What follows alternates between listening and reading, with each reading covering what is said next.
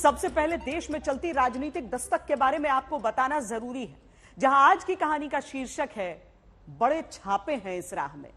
कहानी की शुरुआत में याद करिए 1 महीने पहले प्रधानमंत्री नरेंद्र मोदी की कही गई बात को, जब संसद में प्रधानमंत्री ने कहा कि जांच एजेंसी ईडी के कारण देश में विपक्षी दल एक मंच पर आकर मिले सुर मेरा तुम्हारा गाने लगे। 1 महीने पहले कही गई बात अब जमीन पर दिखाई भी देती है, जब मनीष सिसोदिया शराब घोटाले में 20 मार्च तक न्यायिक हिरासत में जेल भेज दिए गए हैं, जब राबड़ी देवी से रेलवे भर्ती के बदले जमीन लेने के घोटाले में सीबीआई पूछताछ करती है, जब सीबीआई लालू प्रसाद यादव को भी कल पूछताछ के लिए समन करती है, तब 8 राज्यों के 8 दलों के 9 नेताओं की चिट्ठी पर गौर करना जरूरी है, जो कहते हैं कि मोदी राज में जांच एजेंसियां विपक्षी नेताओं को निशाना बनाती है।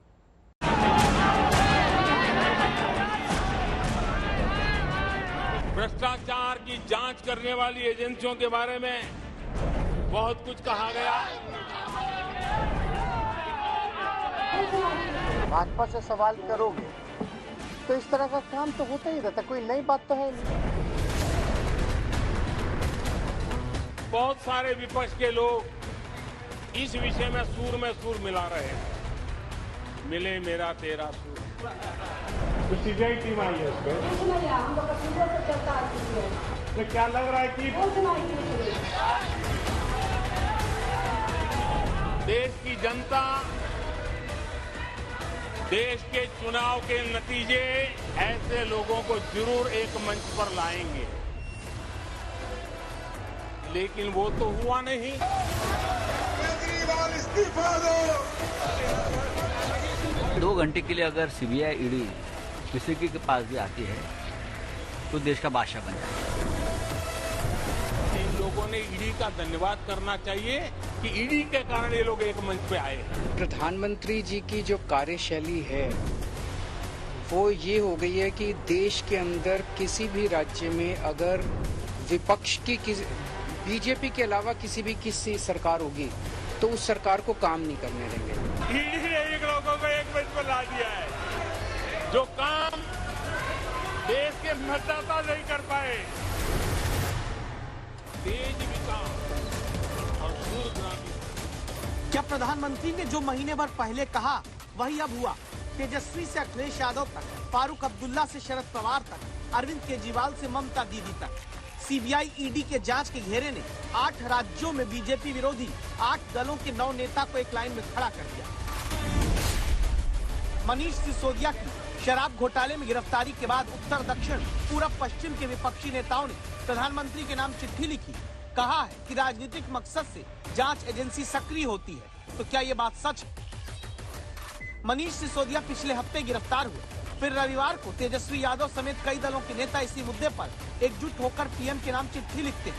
सोमवार को सीबीआई रेलवे भर्ती के बदले जमीन लेने के घोटाले में पूछताछ करने पटना में राबड़ी देवी के घर पहुंच गई।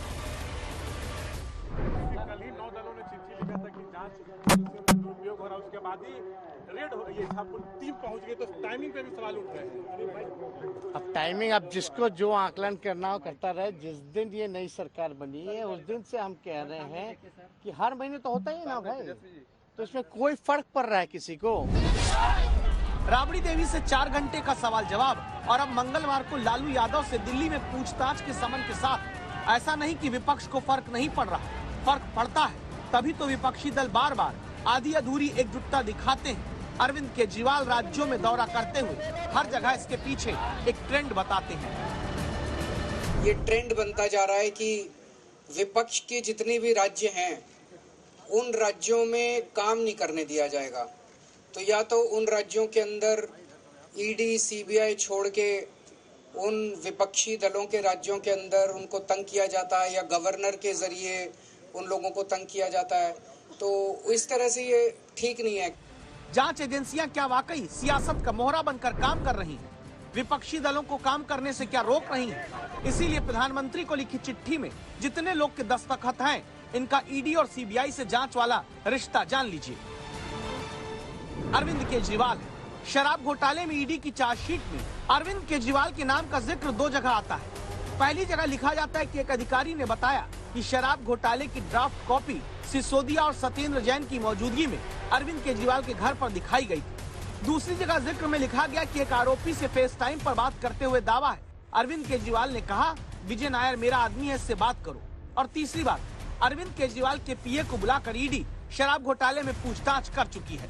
जांच एजेंसियों के सियासी दुरुपयोग के खिलाफ प्रधानमंत्री को लिखी गई चिट्ठी में ममता बनर्जी भी साइन करती है, जिनके भतीजे अभिषेक बनर्जी के खिलाफ कोयला घोटाले में ईडी और सीबीआई की जांच जारी है। बीजेपी के खिलाफ गैर कांग्रेस गठबंधन खड़ा करने की कोशिश में जुटे तेलंगाना के मुख्यमंत्री के चंद्रशेखर राव भी ईडी सीबीआई पर सवाल उठाते हैं। इनकी बेटी से दिल्ली के शराब घोटाले में सीबीआई पूछताछ कर चुकी है। अखिलेश यादव गोमती रिवर फ्रंट घोटाले में सीबीआई और ईडी दोनों की जांच जारी है।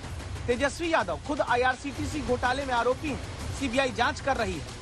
पिता लालू प्रसाद यादव, मां राबड़ी देवी रेलवे नौकरी के बदले जमीन घोटाले के आरोपी हैं।